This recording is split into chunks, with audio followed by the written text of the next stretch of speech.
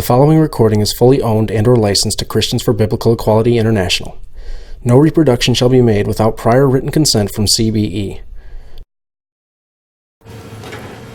Biblical equality and radical feminism. What is the difference?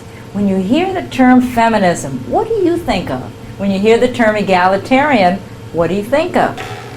Webster's dictionary definition of feminism is the theory and movement that women should have political, economic, and social rights equal to those of men. It comes from the Latin femina, or from woman. Thus, feminism is a movement dealing with justice, and feminists are concerned to create a better world. Do women already have political, economic, and social rights equal to those of men?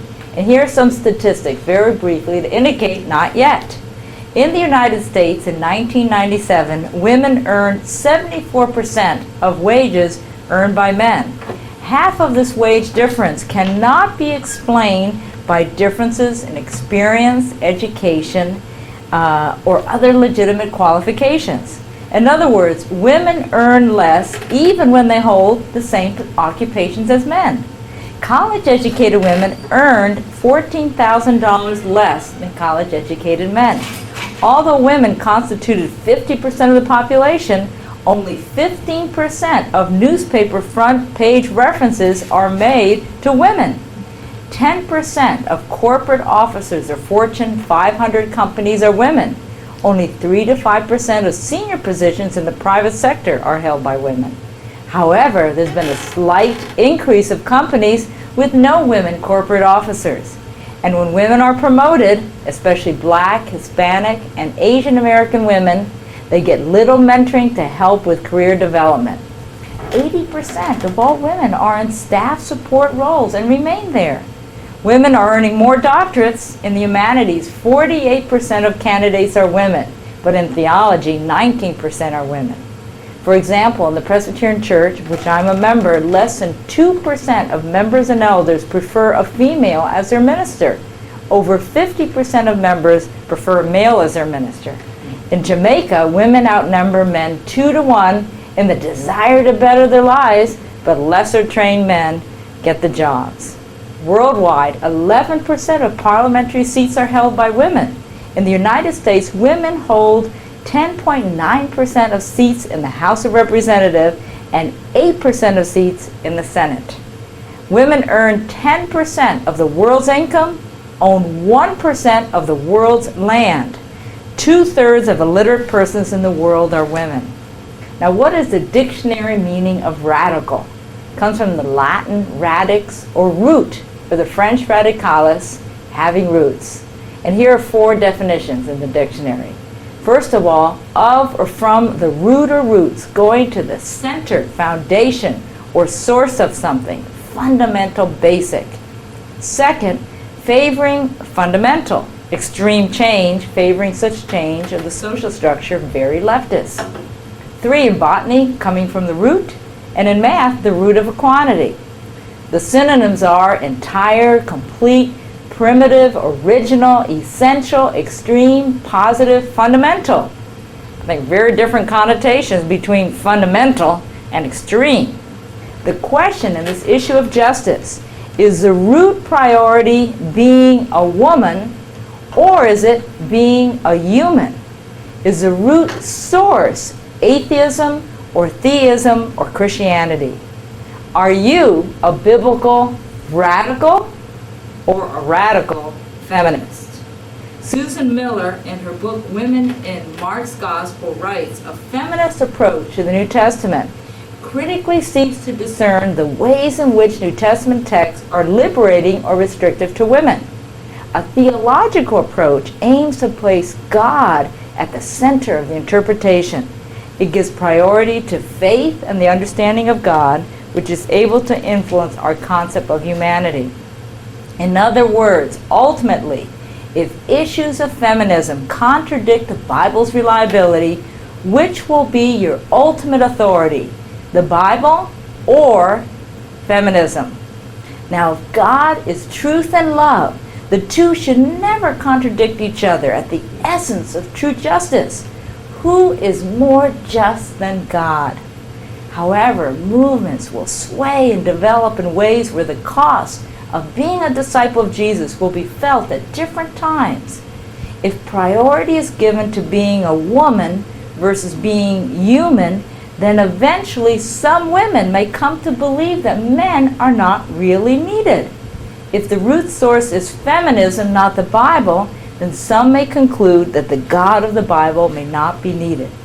What I'd like to do right now is draw you a small chart. And what we're going to think of is two trees. And in these two trees, one root of the tree is the Bible, and the other root of the tree is feminism.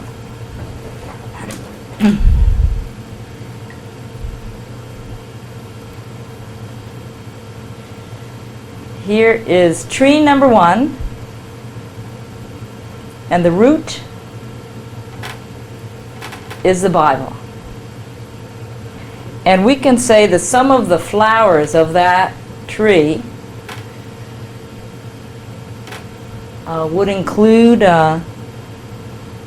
Christian feminism,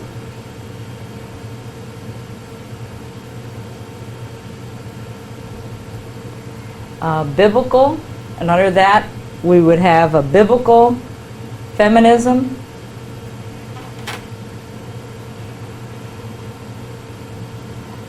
evangelical feminism,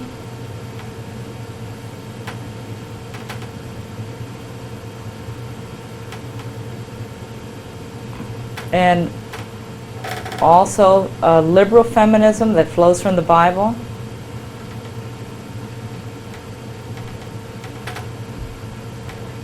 Some womanist feminism, mujerista feminism, and also we could say, these would all be under Christian feminism, that we have from the Bible would come some Jewish feminism. And I'm thinking particularly of someone like Tikva Treimer-Kensky, a Jewish feminist who's monotheistic, and also some Islamic feminism.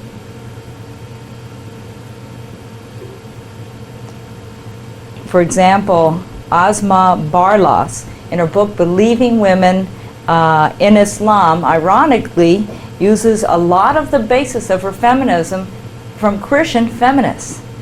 Now, so we'll call that is tree number A. Now, the second tree, or root, would be not the Bible, but if feminism were your ultimate authority. And some of the flowers from this root would be post-Christian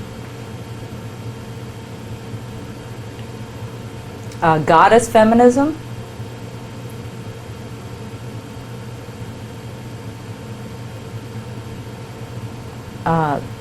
sometimes called the new feminism, such as Starhawk, maybe Mary Daly. Some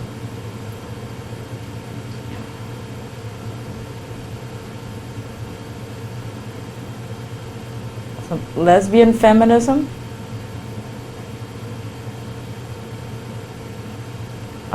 Carter Hayward might see herself not necessarily relying on the Bible, possibly being a Christian, but feminism would be ultimate authority. And then certainly secular feminism.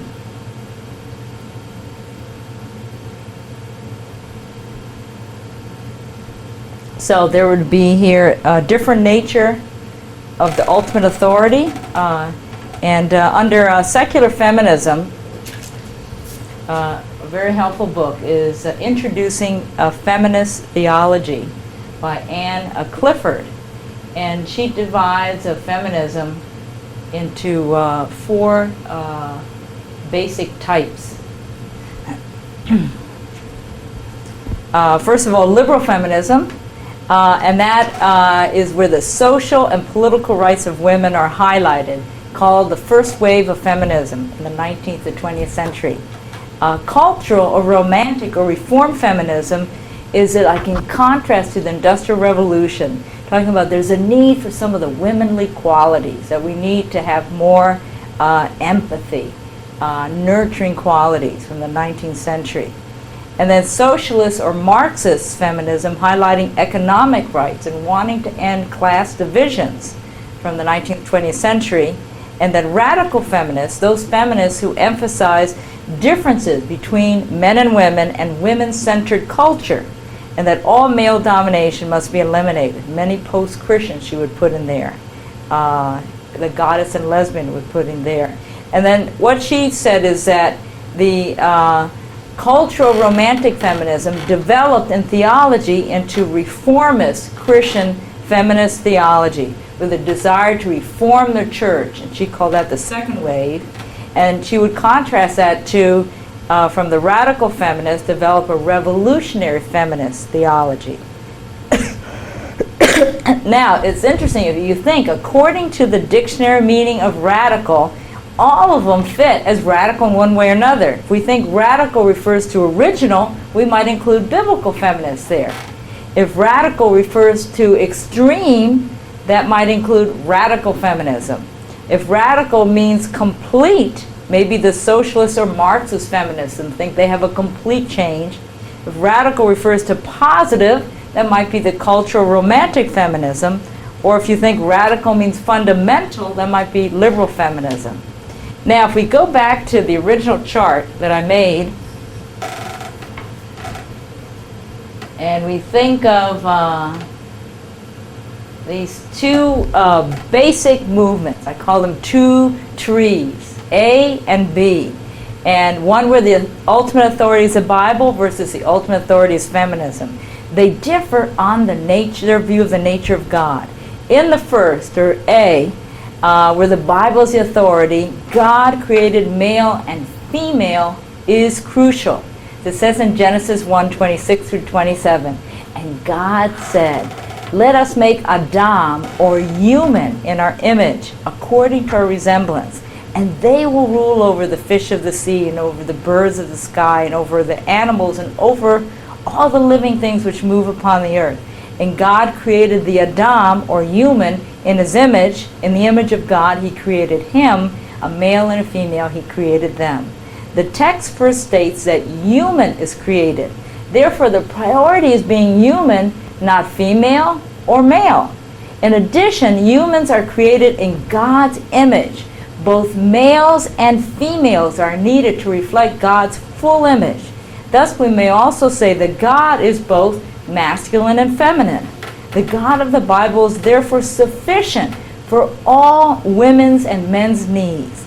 Now in that second paradigm, the B paradigm, where the authority is ultimately feminism, because of extreme suspicion of men and their agendas, the female has priority. Therefore God must be feminine. In effect, the God or goddess is created in the image of humanity. Goddess feminists or neo-pagan feminists do not believe that the God of the Bible is sufficient for all of women's needs, because they believe that the God of the Bible is masculine or a male God. Therefore, the whole Bible is hopelessly oppressive. For example, Nell Morton in Weaving the Visions writes, women had no cosmic advocate in any of the 5 major patriarchal religions of the world. Goddess feminists charge that the God of the Bible is a white, male sky god who is warlike, intolerant, and dominating. God is remote, unreal, not powerful, and is impersonal. And in my book on the goddess revival, I categorize this by noting feminists are of 2 types, the secular and then the religious. And under the religious we find the polytheistic religious, and then we also find the monotheistic religious.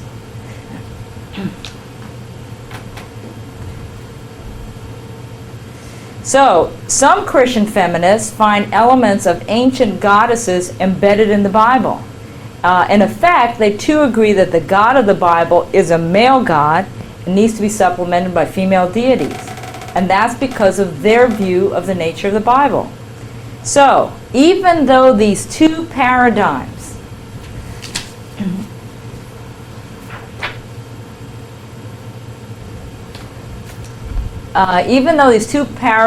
differ on their view of the nature of God, they agree on the importance of justice for women. If under the first paradigm men are as important as women, what about justice for men? W.D. Spencer, in his editorial in the spring issue of Priscilla Papers, wrote that the problem with the term feminism is that it excludes men.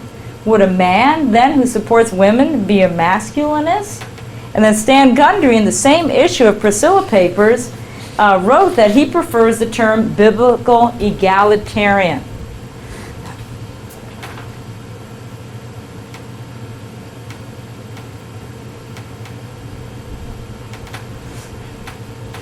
And he says, this view is biblically based. All individuals are equally created in God's image.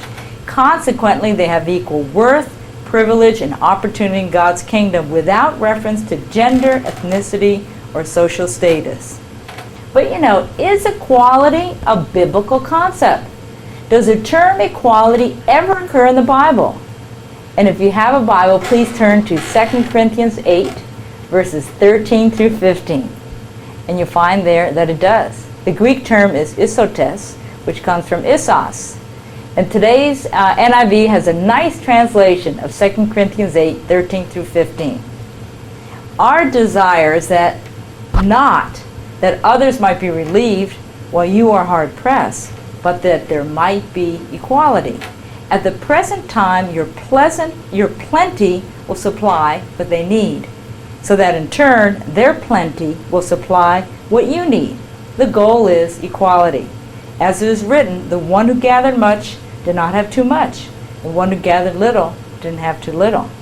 So what we have here is economic mutual submission, or equality of economic harvest.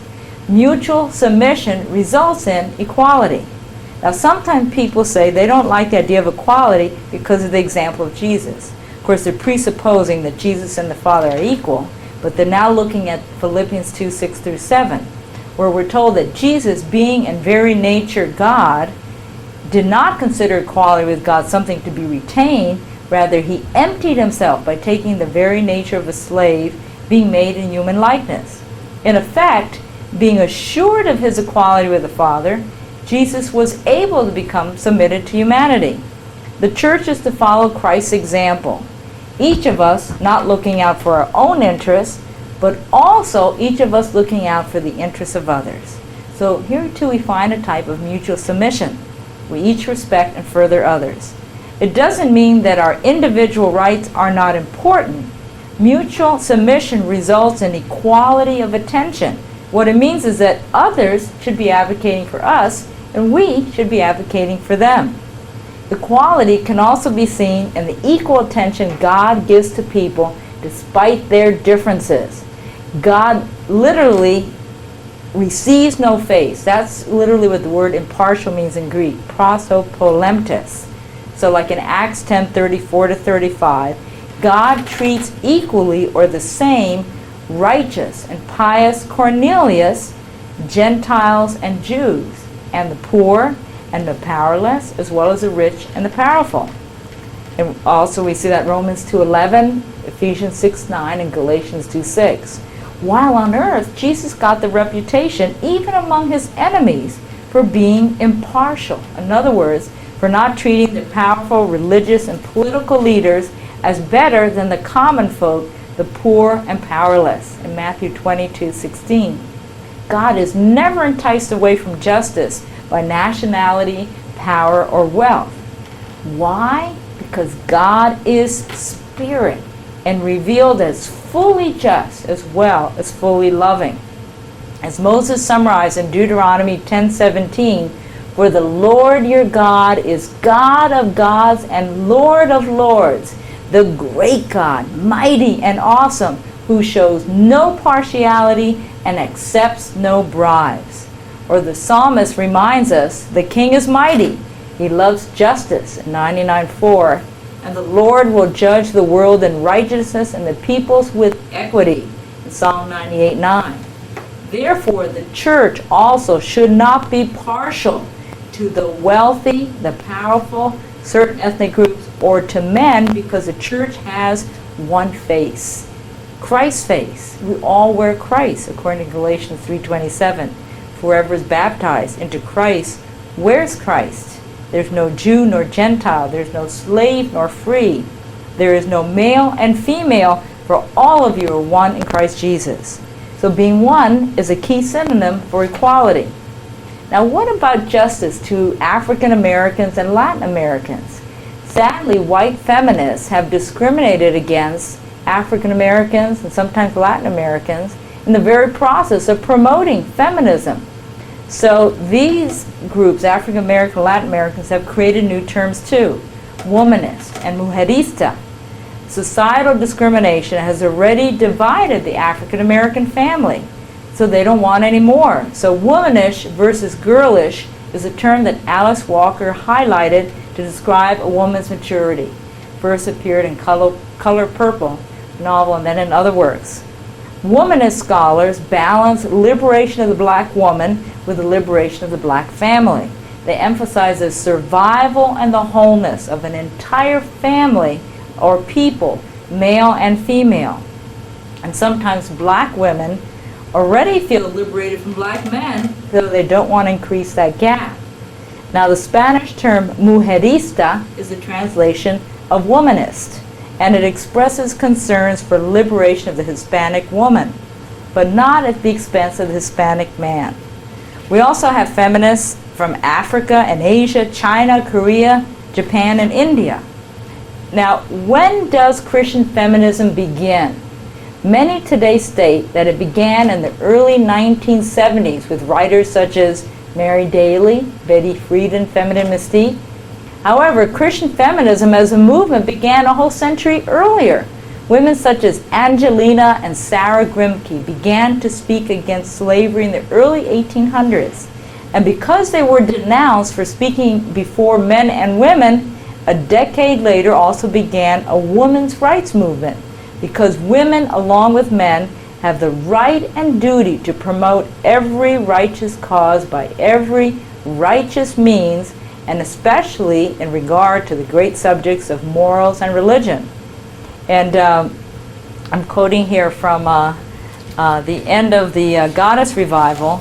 I have this brief section on the history of Christian feminism. Abolitionist Lydia Maria Child in 1837 explained the sects called evangelical were the first agitators of the women question. The historic meeting for the rights of women in the United States met at Seneca Falls, New York in 1848 in a Wesleyan church. All were inspired by fundamentally Christian notions of justice in their work for abolition, temperance, moral reform, and the rights of women. Now, why do I share this? Because some evangelicals will say that feminism is at its root a secular movement that some Christians have jumped onto. But rather, the truth is that feminism is a Christian movement that some seculars have jumped onto. It's not, why should the devil have all the good movements? Rather, it is, why should God's movements be taken over by the devil? Although sometimes God can work through even non-believers to instruct believers, even as Cyrus instructed the Jews, we saw in Isaiah 44. Now, what are some important hermeneutical points of agreement among Christian feminists? First of all, for feminists, experience is important, including awareness of our own emotions, body, and perspective. This is illustrated by Natalie Watson's definition of feminist theology: the critical, contextual, constructive, and creative rereading and rewriting of Christian theology. It regards women and their bodies, perspectives, and experiences as relevant to the agenda of Christian theologians. and advocates them as subjects of theological discourses and as full citizens of the church. And I found that often God's nearness or immanence is often highlighted. A second thing I've noticed is that community is also important to feminists. Third, a latent assumption of feminism held in agreement with other liberation groups is God's promise that the lowly will be elevated, but the high will be lowered in status or power, the reversal of positions. As Mary says to Elizabeth, the mighty one has done great things for me. He has brought down rulers from their thrones, but has lifted up the humble. He has filled the humble with good things, but he has sent the rich away empty, in Luke 1.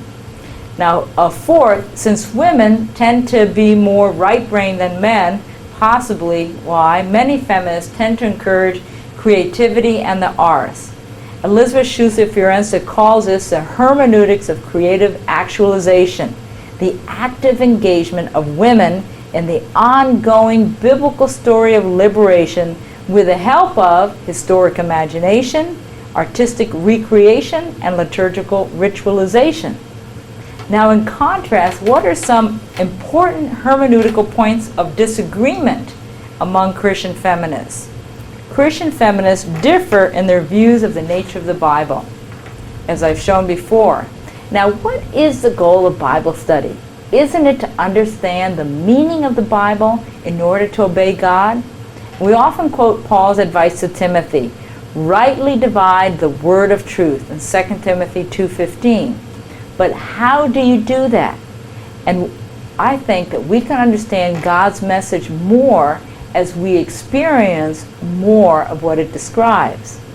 Now, the more you experience what you read, the more you have more possible categories to understand the text. And the more you analyze your own will, emotions, and perspective, the more you can understand how do they help or hinder understanding.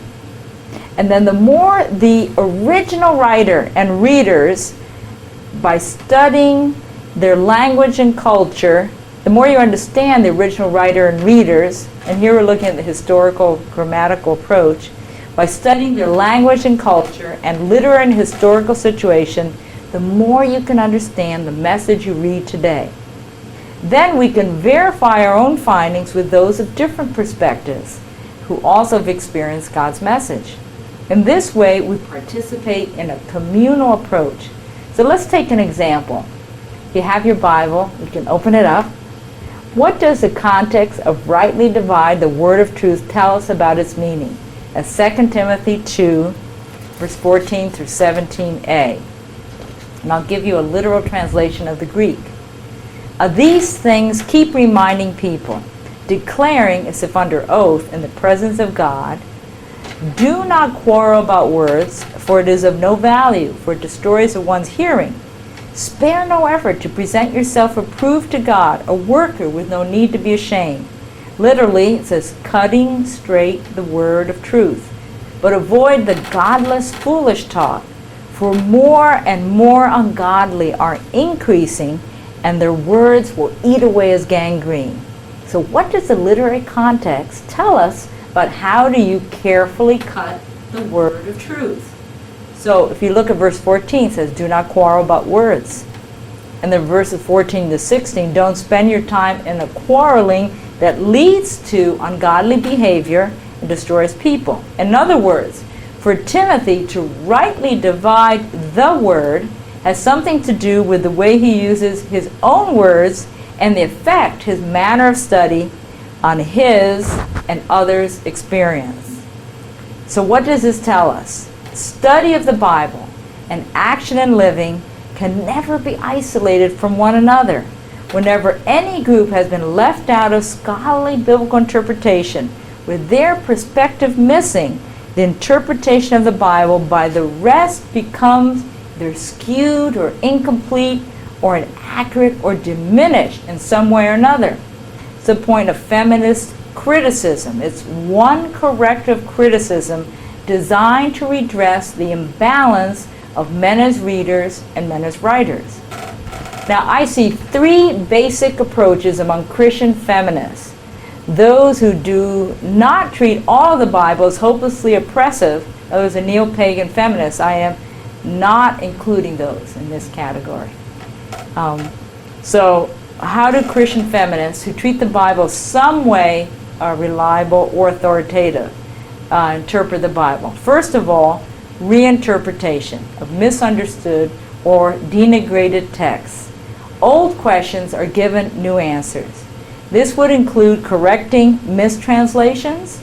The tools for interpretation aren't new, but the persons who use those tools are new.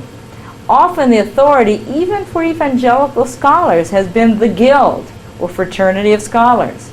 But who have been those scholars? Mainly a few white men. The guild is often limited in understanding different perspectives. Women and African American and Hispanic and Asian and Native American and third world scholars and white men who are not afraid to be different need a new community or fraternity or guild. Justo Gonzalez in Mañana writes, when the Bible is read in the vernacular, includes not only reading in your own language, but also no longer under the control of those who control society. This is what I mean by reading the Bible in Spanish. A reading that includes the realization that the Bible is a political book. So let's take an example from Romans 16:1. It's an example of reinterpretation. Who was Phoebe and what was her role in the New Testament? And you can see here that we have first a translation from the King James Version, 1611, she's called the servant of the church. Then in the TV, who serves the church. The Living Bible has worked hard in the church. The NCV, a helper in the church. RSV, a deaconess of the church. The NRSV, a deacon of the church. NEB, who holds office in the congregation. CEV, a leader in the church. And the REB, a minister in the church. So the way I see it is Phoebe has been slowly promoted from servant to deaconess to deacon to leader and minister, except for the case of a translation in 1924 by a female New Testament scholar, Helen Barrett Montgomery. I commend to you our sister Phoebe, she translated, who is a minister of the church of Century, and then she ends the sentence, for she herself has been made an overseer to many people, including myself. That's the New Testament in modern English, still in print today, as far as I understand, with Judson Press. Now, a second basic approach to the Bible by Christian feminist critics is the reconstruction, not simply the reinterpretation, the reconstruction of original events and original texts. Old questions are given new answers. Here, lost traditions are uncovered, often by the old methodology, form criticism. Now, if you remember, in form criticism, the Gospels are treated not as actual transcripts of the life or work of the historical Jesus. Rather, they are compilations of later Christian traditions about Jesus. These traditions, it is thought, were passed down for a long time orally in various forms, parables, sayings, miracle stories, etc. Now, this teaching was popularized in Germany before World War II, and originally it was used for folk literature, such as Grimm's fairy tales. And do you think that Grimm's fairy tales and the Bible is in the same genre? I don't think so, huh? Authority is in the original oral form, not the final text. And Elizabeth Schusler Fiorenza would be an example of this in her book In Memory of Her, a feminist theological reconstruction of Christian origins. So she reconstructs the earliest Christian history, and she says the earliest Christian history by definition is the discipleship of equals, whose central symbol of God's reign was the festive table of a royal banquet. So all form critics will try to find some part within the Bible they say is the earliest part, and she simply uses that as her method or principle by which to find it. Now, insofar as Schusler Fiorenza does restore women's stories in early Christian history without deconstructing the Bible, she gives us many fine insights. But the danger is reconstruction correct if it undermines the Bible text itself. If the Gospels are merely a collection of later traditions about Jesus that do not accurately record Jesus' life and work, then how can we be sure that Jesus indeed initiated a discipleship of equals? Ultimately, the basis for Reconstruction theology has nothing to do even with feminism. The basis here is standard, historical, critical ideology, Rudolf Bultmann's form criticism. As Etta Linneman expresses so well in her book, Historical Criticism of the Bible, Methodology or Ideology, a student who is unwilling to accept certain methods or results, she's talking about a student doing doctoral, graduate work, she's not willing to accept these methods or results of historical criticism, is generally discriminated against, either patronized or mocked or treated as an outsider in graduate studies. Now, my own view is that any reconstruction that does not take our biblical records as authoritative is not helpful. In other words, this hermeneutics of suspicion should be directed against human interpreters, never the Bible itself. Now, a third basic approach to the Bible by feminist critics is what I call refocusing. New questions are asked with new answers. Here, neglected text themes and topics are highlighted. And if any of you have seen the IVP Women's Bible Commentary, you'll notice that this is brought out in the subtitle. It's an indispensable resource for all who want to view Scripture through different eyes. Some examples of refocusing. Women in the Bible who are positive models. Huldah. How many sermons have you heard on Huldah? Women in the Bible who were victims, such as Tamar and Dinah. Women as speakers, authors, actors, thinkers, such as Mary or Hannah. Women's culture and language and imagery. God is female. The believer as a child is quieted at his mother's breast, like Psalm 131:2. David's feelings in God's presence. Women who counter their culture, such as midwives Shiphrah and Puah, who did not kill the Hebrew babies. Male and female relationships, and just other neglected themes on equality, justice, concern for the oppressed. So in summary, Christian feminists differ in their view of the nature of the Bible.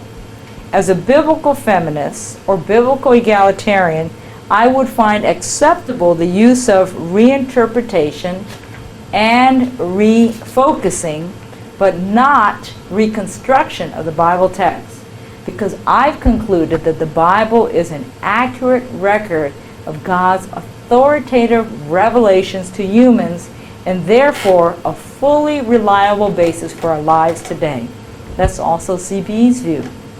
I would agree that experience, community, reversal positions in the arts are important in the Christian life. How can biblical egalitarians serve feminists? We can give substance to feminism. We can answer why some women and men have a gut-level desire to work together as equals. We can point to a God who is not partial, who's created men and women as equally gifted, whom both women and men reflect, and who can empower our desires for equality into mutual submission. The sting will be that God is ultimately more authoritative than any movement. And before God, all of us, women as well as men, are wanting. Paul says in Galatians 3:27, "For whoever in Christ is baptized wears Christ." So think of it, in baptism we descend into the water of Christ, and we ascend up dyed, as it were purple, the color of royalty.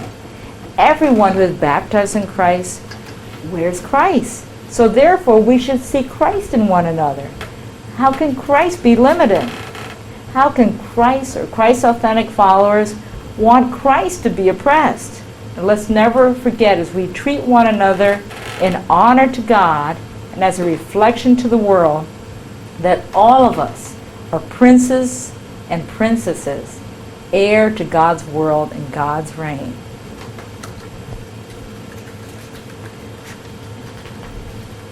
Should I show the examples? Would you all like to see some examples that you can look at? And I will put some excerpts from different commentaries, and as you look at it and analyze it there in your home, ask yourself who or what has more authority, feminism or the Bible, and what do you learn about the writer's view of the Bible?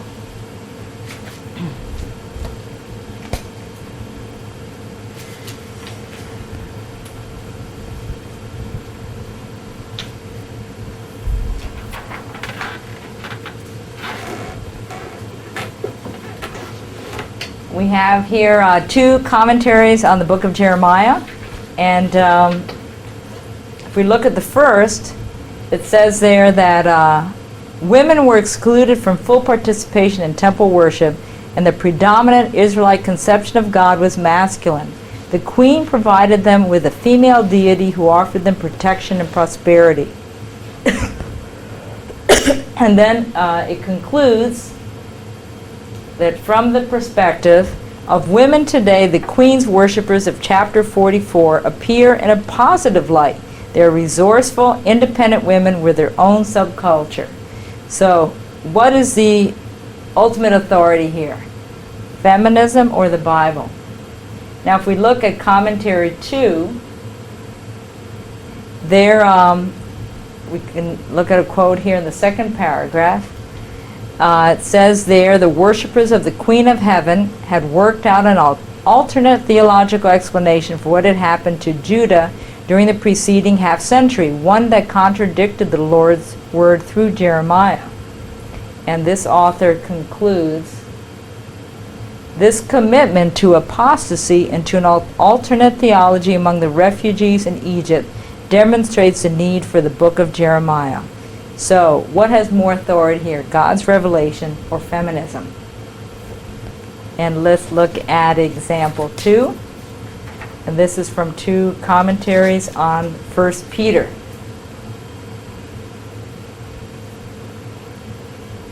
And the first author writes that given the sacrificial model 1 Peter, which serves to reinforce oppressive social institutions, there's little in the letter that may be appropriated by women. The author does not proclaim liberation from oppression, but reinforces that oppression at the expense of women and slaves.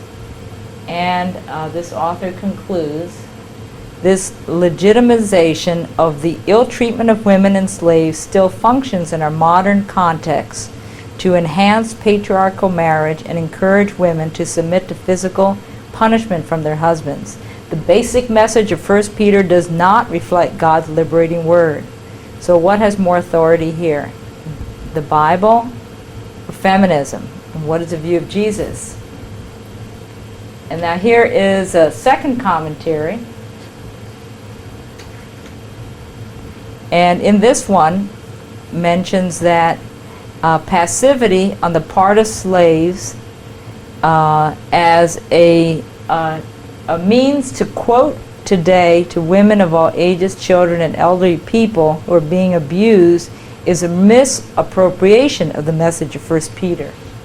And she concludes, today many congregations understand the provision of options for healing for the abused to be part of their mission. And I'll give you a third example, and we'll look at, again, still on 1 Peter.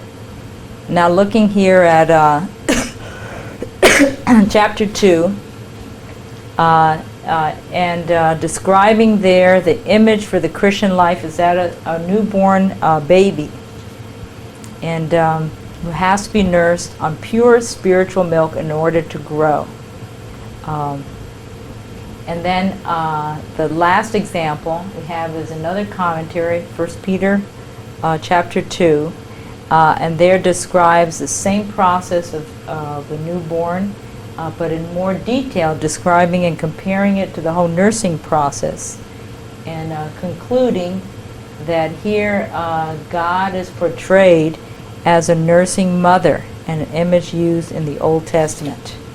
So what is the writer's view of God, and what has more authority, the Bible or feminism? And in case you're interested, this comment here is the same author who did the earlier comment on 1 Peter. And I have here listed here the references. We got references from the Women's Bible Commentary. That was commentary number 1. Number 4 was Sharon Dowd, one with Kathleen O'Connor. The second and the fifth example were from the IVP Women's Bible Commentary. And then the third reading was from Searching the Scriptures and 1 Peter. And if any of you are interested in further reading, I would recommend more liberal feminists writing Anne Clifford. Her book, Introducing Feminist Theology, gives a good description of the different feminist theologies. The only one I think she doesn't do as well in is evangelical feminist, but with the liberal she does very well. Elaine Storkey's book, What's Right with Feminism. Rebecca Merrill-Gruthius, Women Caught in the Conflict. And then my own book, Aida Spencer, Goddess Revival.